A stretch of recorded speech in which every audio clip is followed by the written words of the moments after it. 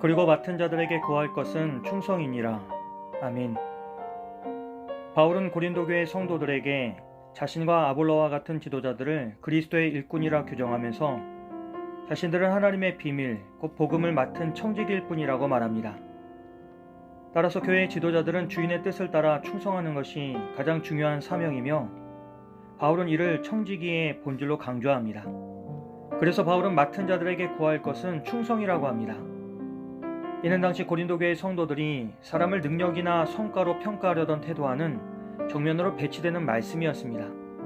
사람들은 화려한 언변과 눈에 띄는 은사를 가진 자를 높이 평가했지만 바울은 하나님이 보시는 기준은 오직 충성이라고 단언합니다.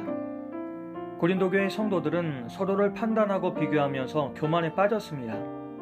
어떤 이는 바울을, 또 다른 이는 아볼로를 따르며 자신이 더 옳다고 주장했습니다.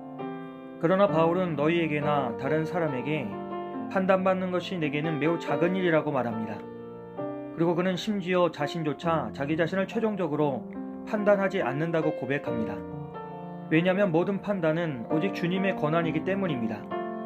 사람이 스스로 의롭다고 해서 의로워지는 것이 아니며 사람들의 칭찬이 곧 하나님의 인정을 의미하지도 않습니다. 하나님은 마지막 날에 감추어진 것까지 드러내시며 각 사람의 마음을 판단하실 것입니다. 결국 중요한 것은 세상의 평판이 아니라 하나님 앞에서 충성했는가 하는 것입니다. 그러므로 교회 안에서 우리가 해야 할 일은 서로를 평가하거나 비교하는 것이 아니라 하나님 앞에서 주어진 자리에서 충실한 일꾼으로 살아가는 것입니다. 그리고 바울은 또 한 가지 중요한 교훈을 전하면서 기록된 말씀 밖으로 넘어가지 말라고 권면합니다. 말씀보다 자기 생각이나 사람의 기준을 앞세우는 순간 교회 안에는 분열과 다툼이 생깁니다. 누군가를 높이고 또 다른 이를 낮추며 서로를 비교하는 것은 결국 말씀의 기준을 떠난 잘못된 행동입니다. 교회는 사람의 업적이나 지혜 위에 세워지는 것이 아니라 오직 하나님의 말씀 위에 세워져야 합니다. 말씀 앞에 서지 않는 순간 교회는 쉽게 인간적인 자랑과 다툼에 무너지고 말기 때문입니다. 그래서 바울은 고린도 교회 성도들에게 내게 있는 것 중에 받지 아니한 것이 무엇이냐고 묻고 또 내가 받았은즉 어찌하여 받지 아니한 것 같이 자랑하느냐고 날카로운 질문을 던집니다. 이 말은 우리가 가진 모든 것이 사실은 하나님의 은혜라는 것을 일깨우는 말씀입니다.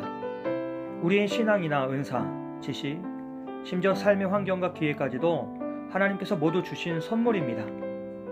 따라서 우리는 그것을 마치 자기 힘으로 얻은 것처럼 자랑하거나 비교할 수 없습니다. 만일 자랑할 것이 있다면 그것은 은혜를 베푸신 하나님만을 자랑해야 합니다. 그런데 고린도 교회 성도들은 이미 배부르고 풍성하여 왕이 된 것처럼 행동했습니다.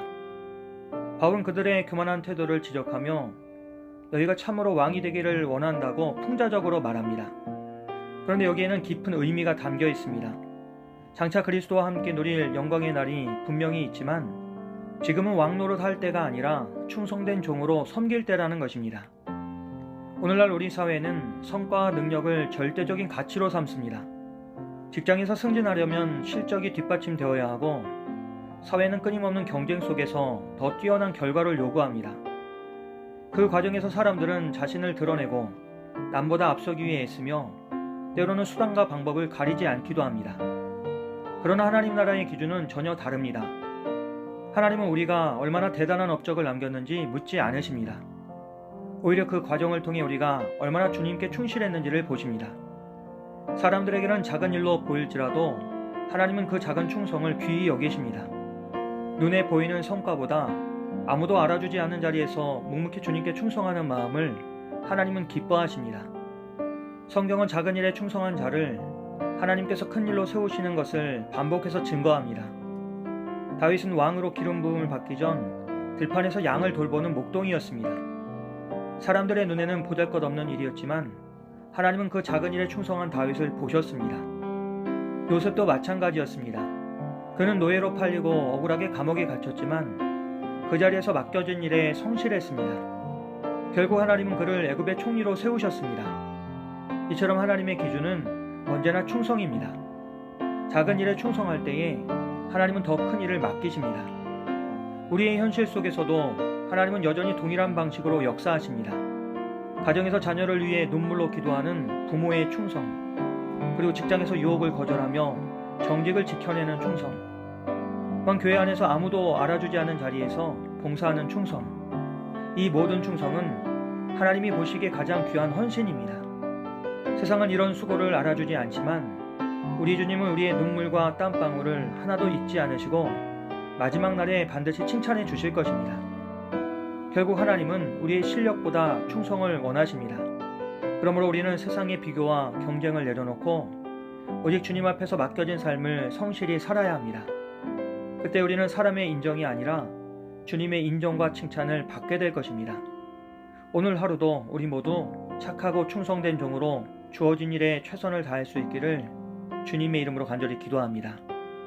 거룩하신 하나님, 우리를 주님의 일꾼이요 청지기로 불러주심에 감사합니다. 사람의 평가에 흔들리지 않고 오직 주님 앞에서 충성되게 살아갈 수 있도록 성령님 우리를 인도하여 주시옵소서.